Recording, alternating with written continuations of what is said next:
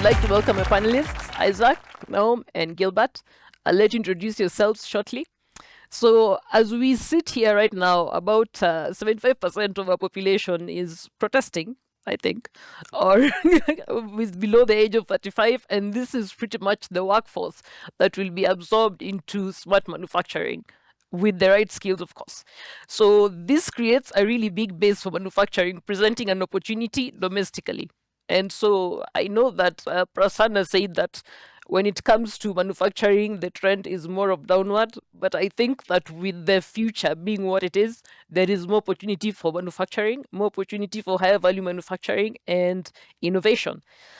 Of course, there are challenges, as Andrew mentioned. There are big ones like the skills gap and access to capital and a conducive environment and limited infrastructure.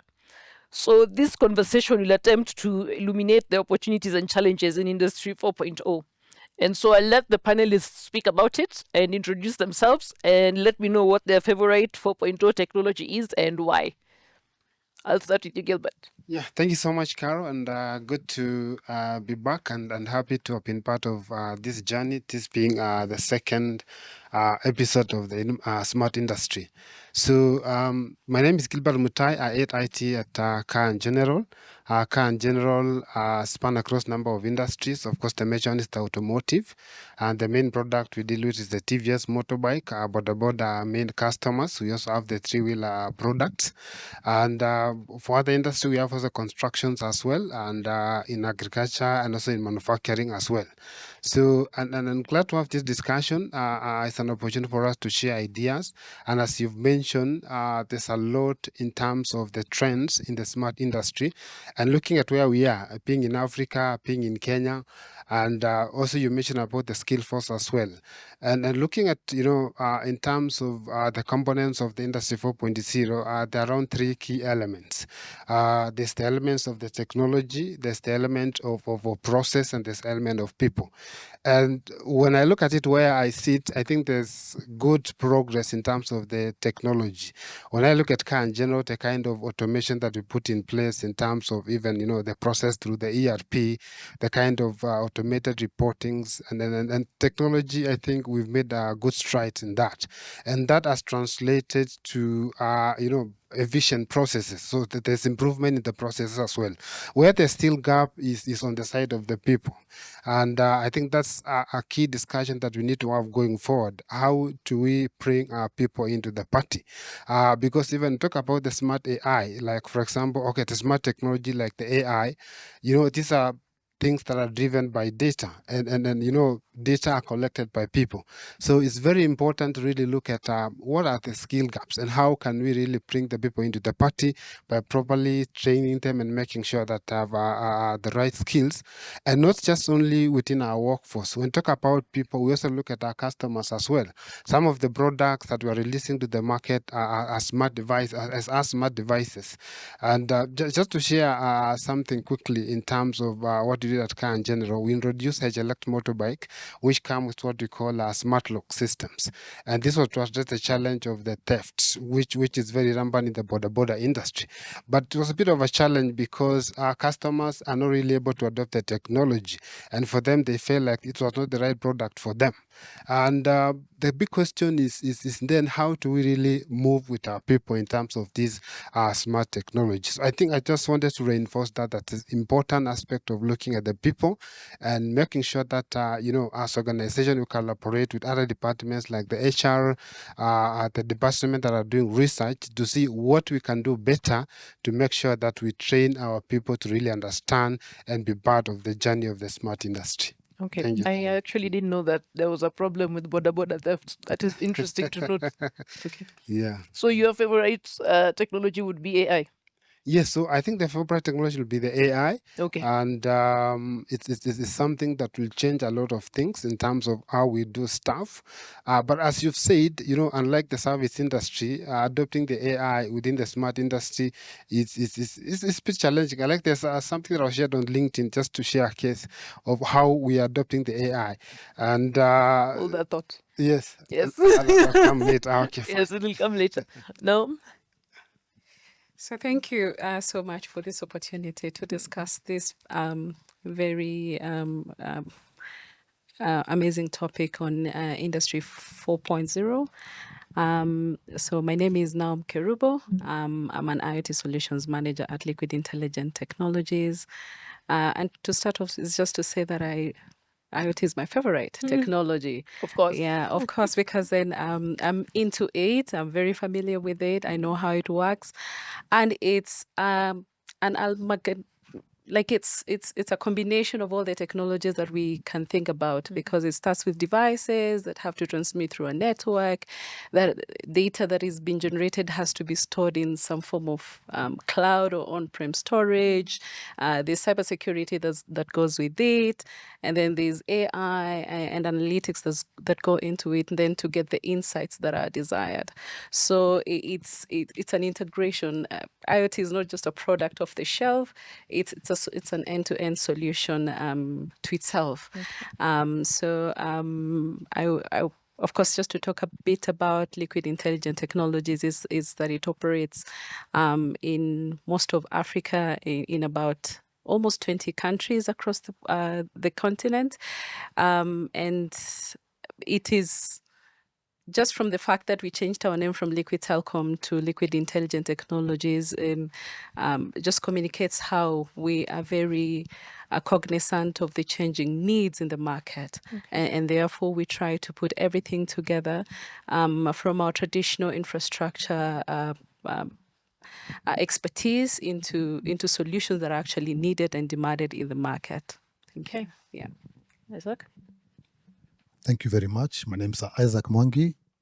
I'm the head of IT at Unga Group. And just to give you a background of what Unga does, you can see my muscles. We all need our products. We measure on human and animal nutrition. Our major brand is Jogo. And then there's also X for Chapati and the many others. And then our pulses in the Amana Group. And then we also have our animal, which is under the Fugo range, well known for the chicken feed, pig feed, and also some minerals that we supply to them. So that's briefly about us. So the question is this, how do we produce those products? Where have we come from as Unga? And what technology do I support? So technically Unga has come from 1908. And given that history, I'm linking it now to this question that you've asked. We definitely have technology that is running. When I try to bring in IoT, it's like bringing in a second wife, because I already have SCADA. It's integrated very well with the ERP, integrated with everything, and we are still manufacturing, and we are making a bottom line. I would want to bring in IoT. But how does this IoT come in without a fight from SCADA? Yeah. Secondly, the relatives of this SCADA are still there. These are the people who have worked with it, lived with it, talked to it, integrated with it. Now I'm telling them there's another person coming in called IoT. You also have to talk to him, listen to them. And then there's all this skepticism that, yeah, this IoT thing, there's security issues. Secondly, I hear the data will stay in the cloud. What will happen when it rains? So all those things are all happening. As I said, there's the people, there's the process, there's technology. And then I add the fourth one, which is governance. As it is, we are still in a pool whereby how do we govern this new technology that we are bringing in? Yes, it works in the lab, because these people mainly deal with the lab. They'll tell you how it works. It's a technology, there's network, there's what. But when you come to me, it is in real time. What happens when you are told that this Teams cable has been cut? And there I am, my cows must eat. The chicken must eat. I must keep my muscle strong. So how do you relate to all this? So to me, my favorite would be IoT, but definitely I'll have to champion it. I'll have to create a way to bring it in, which I've already started, but we shall delve into that as we go on. Okay. Yeah. You've basically led us to the first question that I had in mind, which is what are the challenges of trying to incorporate Industry 4.0 technologies?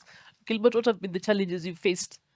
So I think back to my thought, when you look at it, especially the smart technology like the AI, there's so many use cases, and I was sharing with Isaac a while before we came in. And when you look at it and look at the journey we've taken through, some things have been very specific. Like during the ERP, it was very specific that I need an SAP, I need an Oracle. It was very specific. But I think in terms of where we are in terms of the AI, the IoT, there's a lot of use cases that sometimes put people into confusion.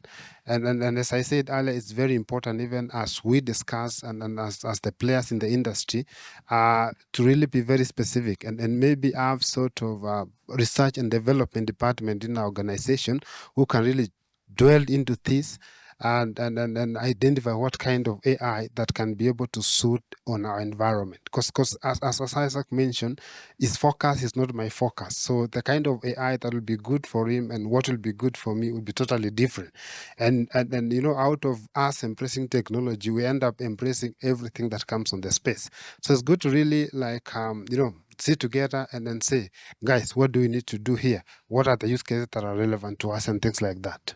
Okay. Yes. And do you find that when you're trying to incorporate IoT, or maybe if you're working as Liquid and you're looking at smart industry, are there usually challenges in terms of legacy technologies and what you already have for IoT? Do they clash? How do you merge them? Do you throw away the old and bring in the new entirely? What do you do? So, absolutely, those are challenges that are very preeminent. And as Isaac mentioned, people are already so attached to these legacy systems, and moving them away wouldn't move them away without a fight. And therefore, we take cognizance of that kind of attachment to the legacy systems, and therefore we embark on creating awareness of what these technologies are going to do for you, and therefore so that you create understanding across the board, across the entire stakeholder fraternity, such that then as you drive these technologies, then there's very clear understanding that whilst we have these very intricate and very intertwined legacy systems that have existed for years, there's more to it, or there's more that can offer you sustainable competitive advantage, and which is technology. And it's not just IoT, it could be blockchain, it could be additive manufacturing, and so forth and so forth. And so we try to even now bring more people on board to do things like change management, because then introducing disruptive technologies like IoT means then you're going to change the culture of the organization at some point. And besides that, there's also now this skills gap that exist at our customers' end or in many manufacturing companies, that you need a combination of skills to operate these technologies. And therefore, even the challenge we face now is trying to bring everybody on board and sort of trying to educate people from the ground up that what is in it for me, and then trying to now train people on the technologies. It could take longer than we would anticipate, and also to just try to let the manufacturing companies know that this wouldn't be an overnight thing. So you can start from a point of your comfort as you progress now to more advanced technologies. I think another challenge actually is just a general fear of technology, this technophobia. People don't quite can't explain why, they're just scared of technology. But you would understand when you have jobs on the line, and you're not quite you're not very aware about what these technologies are going to provide for you. So technophobia is another thing actually that you have to transcend, therefore, to make this industry IO 4.0 technologies a reality. You've mentioned quite a number of things. You've talked about, well, the whole man versus machine aspect, change management, and the skills gap. So now, just for you, Gilbert, And Isaac, are you thinking that you might be replaced by machines at some point? Because in your industry, the machine component is quite strong. You know, you can't do what you do without it. But are you going to be replaced? Looking at it, where are we at the moment? At the moment, I don't think there's a fully 100% smart industry in Kenya. Most industries are running on ERPs and a production line that's mainly on a SCADA system, a control system that's using control systems, PLCs, and a bit of sensors. So if you look at the current situation we are in, before we reach a point whereby we say that we shall be fully wiped out and we bring in now the smart industry, the smart devices are able to replace us, we are quite far. Actually, our job now is very, very, very big. Why? We are transitioning. Some are even manual industries. The new industries can come directly as smart, but the existing ones that are running currently are in a situation whereby they are making a transitional journey. How do we migrate from a PLC to an IoT device? Now, if you look at a PLC is full of logic. It has been programmed. If this happens, do this. If this happens, do this. If I tell you do this, activate that. That's a PLC device. What is IoT? Similar. However, IoT has more functionality. It has more logic built in a program that is cloud-based. So you'll be able to achieve more or less the same and more. The question is this: if I'm able to change this and get more, where's the business case? I'm going to spend $2 million to do this. What's my repayment period because I've added this? Or is there any effect really? Number two, the amount of money involved in wiping out and changing this thing is quite a lot. On the human resource, being able to bring everybody starting from the board together with you to tell them that now we need to go to a smart industry. Are you going there because you want to keep up with the Joneses, or there's a business case? If there isn't, it's hard. Number two, the people. These people, our industries are more, we have, for you to make any profits, you cannot bring a graduate to be doing for you machine operation. So it means these same guys, you have to train them. You have to show them the need, and they have to see it. Not just telling them, they have to see it, and then they'll buy it with you. So am I afraid of being replaced? I'm the one determining whether I want to replace the machines or not. Whether I'm going to bring them in or not. So we are at that point. Yeah. So I'm not even scared. I think by the time me and Gilbert will have hanged our boots, guys will be still trying to see whether it will be like another generation down the line. that will be the problem. So how do you talk to... Oh, yes, go ahead. Yeah, and I think I just wanted to add what Isaac has said. And looking at it is that I don't think there's a technology that can really survive without the human element in it, right? The only thing that we need to look into is that there'll be a lot of transformation, like how do I do my job better than what I'm doing currently? And those are the things that will happen within our space. But I don't think fully, the smart technology like the AI, even things like robot cannot operate without human beings, right? So the big thing is about then how can we integrate it so that the machine and the human element can work together to make our life better. If I spend 12 hours in an office, if I can use technology and spend, less than that, then that means even my life improve. I can be able to focus more on very important aspects like my family and things like that. So I don't think ever we reach a point where the AI will replace. But the big thing, and that is a CEO, I can't remember the name, who said, what will happen is that's not the AI that will replace people, but people who know how to use the AI replace people. So there's a very important aspect of transformation in terms of making sure that we understand this technology so that we can survive with them harmoniously. That you constantly have to upgrade in order for you to function and to have a competitive advantage. How do you have this conversation on the skills gap in training, as well as the change management with the board? How do you talk to them? What do you make them see? How do you present the business case so that they can understand that these technologies are necessary?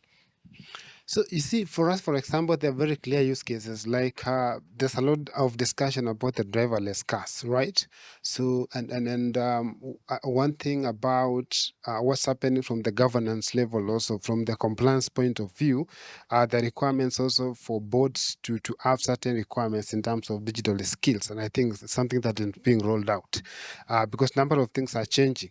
So I think the key thing is basically creating awareness from top to bottom, and of course everyone can see what is happening out there, and I think we can run from that reality. Something is a change that has come, and we either dance to it, or otherwise we would, because the point is what Isaac mentioned, we're in a competitive environment. If us in general we all do our old technology, someone else within that competitive space will run ahead of us. You saw what happened in terms of taxi industry, for example. That has been a very good case, right? If you can have Uber in your app and then dance to it, you could survive. So it's a disruption that we need to just find a way of surviving into it. Yeah. Now you partner with a lot of organizations. How do you introduce the IoT conversation? How do you tell them this is the technology of the future? This is what we need you to do. This is the use case. This is how much money it will bring. This is the training you need to do. How do you have this conversation? Of course, there's a demand to demonstrate the value that comes with investing in these technologies. So we have had companies across the globe that have embraced some of these technologies, and it's very evident that at least they are already making returns on their investment, and they are very deliberate in being in operating into the future in the long haul. So there has to be a way to demonstrate to these stakeholders that, you see, in investing in these technologies, this is the value and this is the benefit that lies for your exploration or for your embrace, so that then you have a competitive advantage over the rest, showing them. You can use we use some very live use cases, across the globe, to show them how they have made savings, how they have become more efficient, how they have been able to increase their market share, and all those kind of things. But also to just exhibit that you have an opportunity, for instance, to set yourself apart when you use technologies like blockchain. In the wake of very many imitations, you really want your quality and your products to be verifiable. So just giving them examples of how their product can be verified in the market using technology and those kind of things. Yeah. Okay, Isaac. The same, I lost the question. I was enjoying the conversation. Like how you present content. How do you present? Yes. Your business case, so Okay. that then you Now- get a buy-in. No, getting a buy-in, I would, before I go to the board, I should have the full end-to-end in place. It should be within a strategy, because most of the time when we get to see IoT, blockchain, and everything, they come in as events. Somebody comes, I can do an IoT for your silo. Somebody else comes, I can do an IoT for you for this. We can do AI to predict this. But each of them is an event. But the moment you put it as a strategy, and then, as I said, we all come from a backdrop of where we are coming from. Like, for us, we're already on an ERP, we're already on SCADA, we're already on some bit of bots and automation. Now, the most important thing is how do you transition from where you are to move to the next level? The best link, what I normally see, if you want to management to listen to you, talk from the known to the unknown. Because blockchain and IoT is a bit technical. AI, they've heard about it and they're excited about it, but sometimes it's not fully explored and the use case is not clearly defined. But when you talk of digitization, they know everybody's accessing us from the digital. From what? once you've been able to show that, first of all, you're starting with digitization, because this is where now your customers, you interact with your customers. You collect all the information about your customer. Now you start building your AI strategy on it, because I have this information, this is what my customers want, and this is what they're doing. Then you show them, for me to do AI, I'll require 1, 2, 3, 4. And then for me to complete the chain and ensure that I produce as per my customers who are digitized, I need to come in with some IoT. So with this IoT, this is what I'll be doing. It will help me know the temperatures. It will help me know the production volumes. And at it, I can, at runtime, use AI to determine that I'm not getting the best quality. So I need to, at runtime, to go and using the control system, adjust some few things and get my quality run. So when you give them all that as a story to the end, and you tell them, now once our product are in the market, they need to be verifiable. Therefore, I need blockchain. The whole story will be bought, and now the owners will be on you to deliver. Yeah. That's powerful. So then this, of course, brings in the element of cybersecurity. How do you incorporate it? Because 4.0 technologies, cybersecurity, there is a risk. How do you handle that? The risk of cybersecurity. Cybersecurity. Yes. Okay, there's a guy who said, before she talks, because she's an expert there, if you want to be safe, stay offline. Again, we come to this point. SCADA is a closed system. This working for me. And then again, you're telling me to go into IoT, which is, so it goes again. It will be security by design.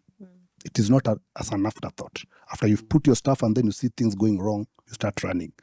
Everything you do, you should build from ground. You put the IoT, can you even access it within the LAN?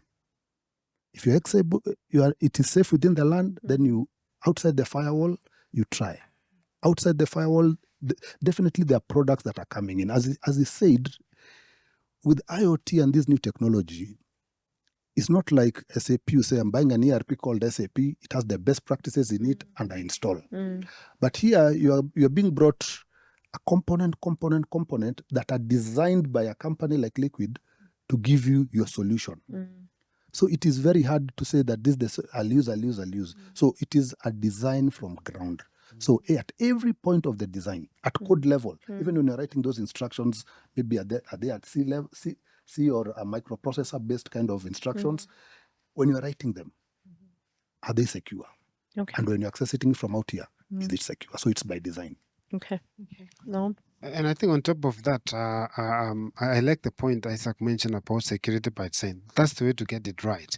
And now back in terms of organization, the most important thing as Industry 4.4 look at number of machines connected together. That means there's a lot of interfaces, and that open a lot of loopholes in terms of cyber issues. So there's very important to make sure that within our network is there a possibility of segmenting it. Of course, as Isaac mentioned, we cannot do offline completely, because if you want to be secure, yes, go offline. But then, how can you be able to have these machines, exchange data and give instructions to the next machine and things like that? So the most important thing is basically to segment and maybe think about firewall between the segmentation within the network. The other components are about our people. That's where the big risk is. We need to then invest more in terms of creating awareness, so that because our people are the biggest exposure. They need to understand the best practices in terms of how to handle data, who to share data with, and whatever information happening in the space, what they need to do. People would click links left, right, center. They need to understand those are where issues can happen. So it's very important also to invest on the user awareness. Okay. Yes. So maybe in addition, and even without going very technical on encryption, authentication, and those kind of cybersecurity options that are available, they're basics to be checked. Like, who is this vendor that is giving you this solution? They have to be very authentic. It's someone you know very well. They can give you SLAs, they can meet, and therefore there is a responsibility on the part of the customer to verify the kind of supplier of technology that they are taking on board. But even more, to try and go and understand the technology that they have been given.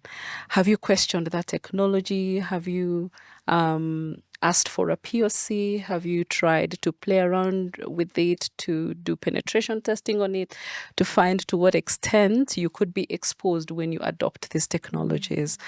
And there are other aspects also, like far and beyond that, to just put in place, say, an incident response and recovery system that in case we are exposed, then this is how we are going to handle the incidents that will arise. Then having frequent audits to just find out that whatever that was put in place is meeting the say the security aspects or KPIs that you had defined or agreed together with your vendor, so that then you're not caught off guard when a major incident happens. Yeah. Okay. And my final question, how are you all handling the skills gap? How are you doing the reskilling, the upskilling, the training? Are you getting them while they're young, still in campus, or you're waiting to, bring them on board and look at their potential? How are you doing the skills training? How are you managing that? Okay, maybe I could start from a technology service provider's perspective. That, as I mentioned, we changed our names because we are very intentional about trying to provide solutions and not just, connectivity as a solution, but more and above that, solutions that can meet the requirements of the market and of our customers. And therefore, it's starting internally from training our staff to making them aware about the requirements or the needs or demands that are being met in the market. And therefore, such that they're not stuck with the traditional products and solutions that we have been providing. But over and above that, we have programs with schools, the Rusinga schools. We have a hackathon every often with them to just take them through what the world looks like. And while it might look very far-fetched because those are very young children, but we are anticipating to survive or to be in existence in the next 10, 15, 20 years.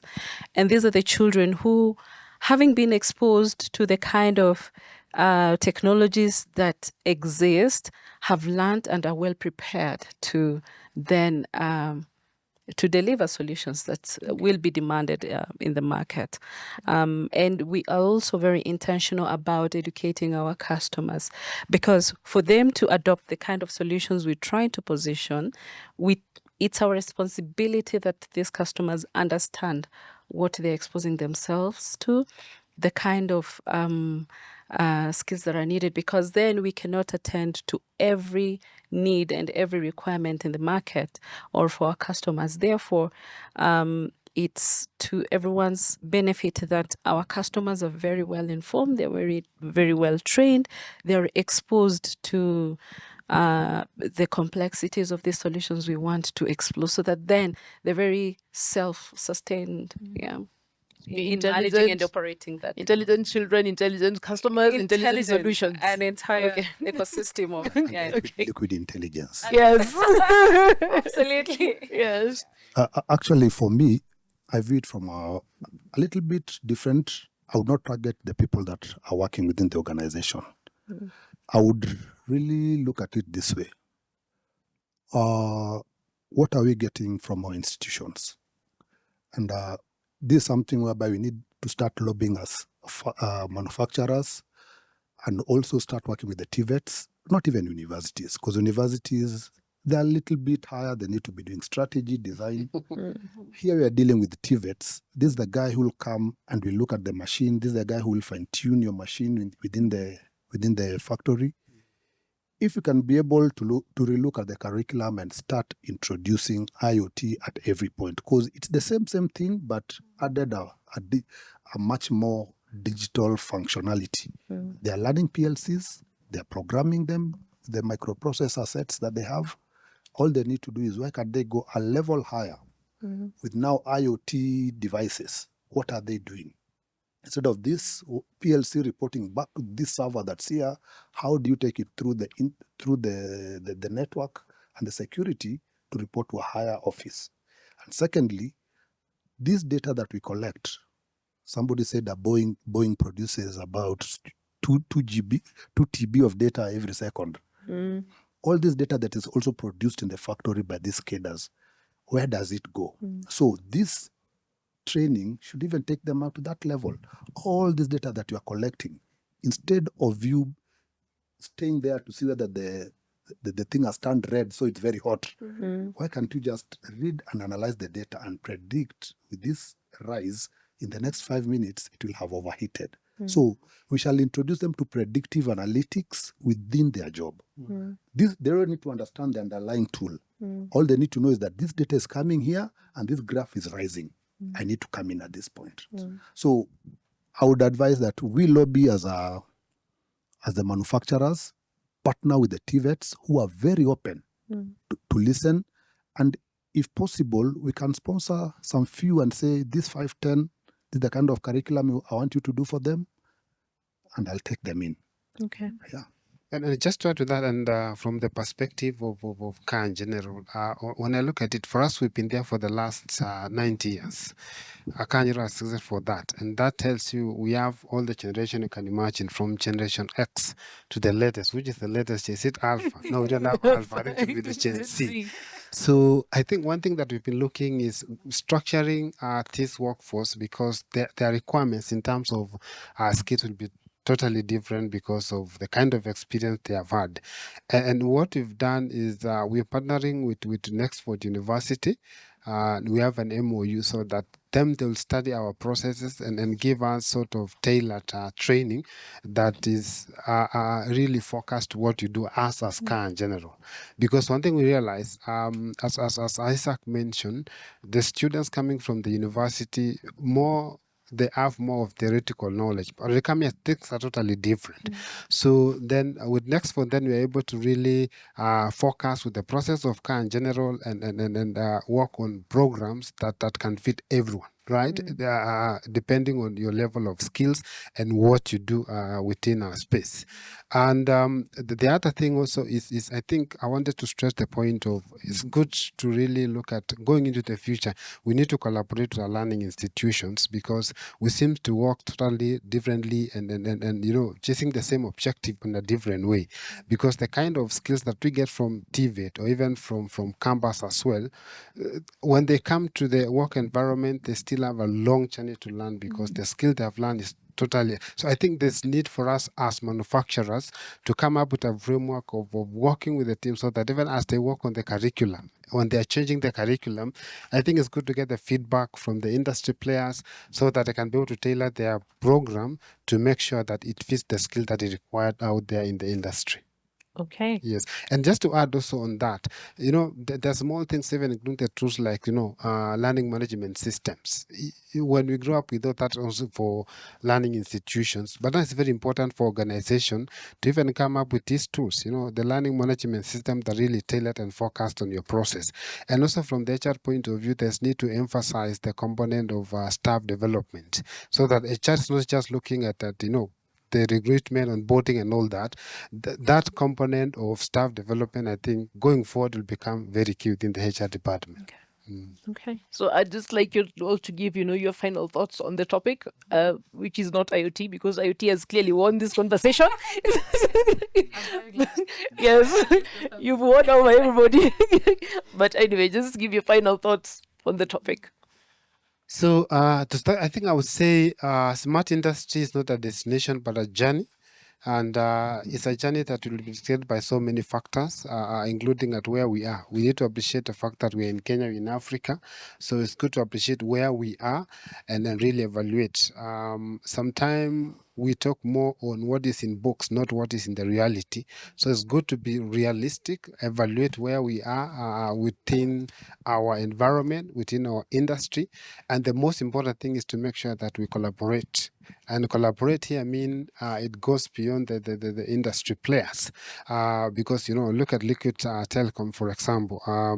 So there are a lot of things they do that us as Kanjero can benefit for them. So we need to come out with a framework where even from UNGA and Car in general, as much as we chasing different sets of customers, but within the technology space, there are things that we can benefit. And thanks to the DX5 team, because of organizing these events, it's very good because we get to share ideas and get to see what you need to do going forward. Thank you.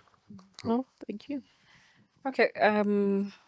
So the challenge is notwithstanding of adopting these technologies. I think there's an opportunity to be explored, and manufacturing companies have an opportunity, or they have a choice to either evolve, so that then they can be very sustainable into the future, or dissolve. So it's a challenge I'll throw into them, that the choices we make today, we should be aware that they are going to impact our future, the functioning of our organization. And if it's going to be sustained, our companies are going to be sustained in the future, then that means we have opportunities even for our future generations. Yeah. Okay. For me, what I see is that we are being pushed by the greenfield kind of investment into manufacturing, because the moment they come in, they come with the full shebang, everything smart. 3 people running a factory compared to you using about 50. So what does that mean? It means that going to the smart industry direction is not an option. And as you said, they are 90 years. As I think we are more than 90. We are from 1908. So you can imagine the kind of ship we are trying to maneuver into this canal. We cannot just turn an about turn like a soldier and take the other direction. That process of turning slowly and moving into that has to be done a little bit quicker. Therefore, we are older, we are smarter, so we have to come up with strategies that will quickly help us turn around. We'll have to leverage on partners. We'll have to leverage on people like the who are doing the studies to be able to know. As we even have baby boomers, I don't know whether they're there. They're also in part of the trying to do a change management program for a baby boomer to a Gen Z. It's almost impossible. Once that is there, we also need to cooperate with the learning institutions. The curriculum maybe that they're learning now, they're learning COBOL. And here we have Java and we have Python. So let's work with them. Let the people they'll churn out. Let me give a short, where I used to work in an auto industry. We used to get diploma guys. We never used to hire a university diploma, and they would train for 4 years in-house. So what if, just thinking about it, we know what we need our people to have achieved. If we work with 3 TVETs and tell them, this is you guys teach people how to do this, but now because we have this technology, we are giving you this kind of technology. And then also we're calling them the software we can be using for learning platforms that can be leveraged on very well to upskill the current people who are already in the workforce, because they already know. They're starting to the known and going to the unknown. Okay. All right. Thank you, guys. Everybody, you heard it. It takes a village to make a smart industry, obviously. It takes cars, it takes connecting the dots, it takes building the nation. After this, I think that there's going to be a breakout session. There'll be a couple of sessions, then a breakout session, 2 of them. So you can decide which one you want to attend. One is on AI, and another one will be hosted by my friend Gilbert here on the future of work processes. Yes. So just pick which one you want to attend. It will be a 10-minute session. You're allowed to ask questions. In fact, we encourage you to ask questions. Ask them really hard questions. And just see how they, answer them, because we are curious about smart industry.